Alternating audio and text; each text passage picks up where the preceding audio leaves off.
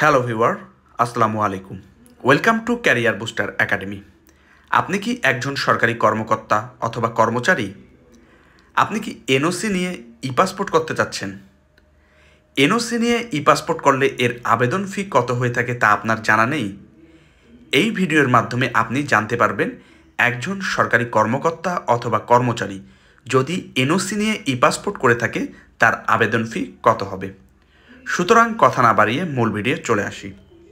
তিনটি ক্যাটাগরিতে ই পাসপোর্টের জন্য আবেদন করা যায়।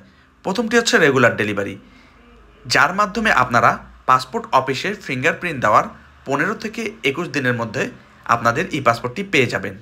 দ্বিতীয়টি হচ্ছে এক্সপ্রেস ডেলিভারি, যার মাধ্যমে আপনারা পাসপোর্ট অফিসে ফিঙ্গারপ্রিন্ট দেওয়ার 7 থেকে 10 দিনের মাধ্যমে আপনার ই পাসপোর্টটি পেয়ে যাবেন। এবং সর্বশেষটি হচ্ছে সুপার এক্সপ্রেস ডেলিভারি, যার মাধ্যমে আপনারা পাসপোর্ট অফিসে ফিঙ্গারপ্রিন্ট দেওয়ার 2 দিনের মধ্যে আপনাদের ই পাসপোর্টটি আপনাদের হাতে পেয়ে যাবেন। চলুন এবার জেনে নেওয়া যাক একজন সরকারি কর্মকর্তা অথবা কর্মচারী যদি এনওসি নিয়ে ই পাসপোর্টের জন্য আবেদন করে থাকে সেক্ষেত্রে সে কী ধরনের সুবিধা পাবে। একজন সরকারি কর্মকর্তা অথবা কর্মচারী যদি এনওসি এর মাধ্যমে ই পাসপোর্টের জন্য আবেদন করে থাকে সেক্ষেত্রে সে এক্সপ্রেস ফ্যাসিলিটিস পাবে রেগুলার ফি দিয়ে, এবং সুপার এক্সপ্রেস ফ্যাসিলিটিস সে পেয়ে থাকবে এক্সপ্রেস ফি দিয়ে। অর্থাৎ রেগুলার ফি জমা দিয়ে সে এক্সপ্রেস ফ্যাসিলিটিস সুবিধা গ্রহণ করবে এবং এক্সপ্রেস ফি জমা দিয়ে সে সুপার এক্সপ্রেস ফ্যাসিলিটিস গ্রহণ করবে। চলুন এবার জেনে নেই একজন সরকারি কর্মকর্তা অথবা কর্মচারী যদি এনওসি এর মাধ্যমে ই পাসপোর্টের জন্য আবেদন করে থাকে সেক্ষেত্রে তার আবেদন ফি কত হবে, অথবা এনওসি ছাড়া যদি ই পাসপোর্টের জন্য আবেদন করে থাকে সেক্ষেত্রে তার আবেদন ফি কত হবে। একজন সরকারি কর্মকর্তা যদি এনওসি ছাড়া ই পাসপোর্টের জন্য 48 পেজের 5 বছরের জন্য করে থাকে সেক্ষেত্রে তার আবেদন ফি হবে রেগুলারের জন্য 4025 টাকা, এক্সপ্রেস ডেলিভারির জন্য 6325 টাকা, সুপার এক্সপ্রেস ডেলিভারির জন্য 8625 টাকা।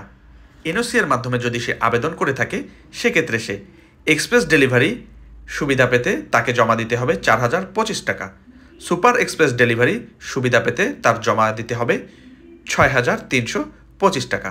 একইভাবে যদি একজন সরকারি চাকরিজীবী এনওসি ছাড়া 48 পেজের 10 বছরের ই পাসপোর্টের জন্য আবেদন করে থাকে সেক্ষেত্রে রেগুলার ডেলিভারি ফি দিতে হবে তাকে 5750 টাকা, এক্সপ্রেস ডেলিভারির জন্য দিতে হবে তাকে 8050 টাকা এবং সুপার এক্সপ্রেস ডেলিভারি ফি দিতে হবে তাকে 10325 টাকা। কিন্তু এনওসি এর মাধ্যমে যদি সে আবেদন করে থাকে সেক্ষেত্রে সে এক্সপ্রেস ডেলিভারি সুবিধা পেতে তাকে জমা দিতে হবে 5750 টাকা এবং সুপার এক্সপ্রেস ডেলিভারি সুবিধা পেতে তাকে জমা দিতে হবে 8050 টাকা। আবার একইভাবে একজন সরকারি কর্মকর্তা অথবা কর্মচারী যদি এনওসি ছাড়া 64 পেজের 5 বছরের জন্য আবেদন করে থাকে সেক্ষেত্রে তার রেগুলার ডেলিভারি ফি হবে 6325 টাকা, এক্সপ্রেস ডেলিভারি ফি হবে তার 8625 টাকা এবং সুপার এক্সপ্রেস ডেলিভারি ফি হবে তার 12075 টাকা। কিন্তু যদি সে এনওসি নিয়ে ই পাসপোর্টের জন্য আবেদন করে এক্সপ্রেস ডেলিভারি সুবিধা পেতে তাকে আবেদন ফি বাবদ প্রদান করতে হবে 6325 টাকা এবং সুপার এক্সপ্রেস ডেলিভারি সুবিধা পেতে তাকে আবেদন ফি বাবদ প্রদান করতে হবে 8625 টাকা। এছাড়া যদি সে এনওসি ছাড়া 64 পেজের 10 বছরের জন্য আবেদন করে থাকে সেক্ষেত্রে তার আবেদন ফি হবে রেগুলার ডেলিভারির জন্য 8050 টাকা, এক্সপ্রেস ডেলিভারির জন্য 10350 টাকা এবং সুপার এক্সপ্রেস ডেলিভারির জন্য 13800 টাকা। কিন্তু এনওসি এর মাধ্যমে যদি সে ই পাসপোর্টের জন্য আবেদন করে সেক্ষেত্রে এক্সপ্রেস ডেলিভারি সুবিধা পেতে তাকে আবেদন ফি বাবদ প্রদান করতে হবে 8050 টাকা এবং সুপার এক্সপ্রেস ডেলিভারি সুবিধা পেতে তাকে আবেদন ফি বাবদ প্রদান করতে হবে 10350 টাকা।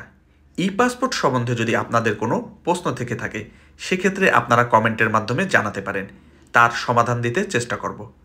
আমার ভিডিওটি যদি আপনাদের ভালো লেগে থাকে অবশ্যই লাইক, কমেন্ট এবং সাবস্ক্রাইব করতে ভুলবেন না। ধন্যবাদ।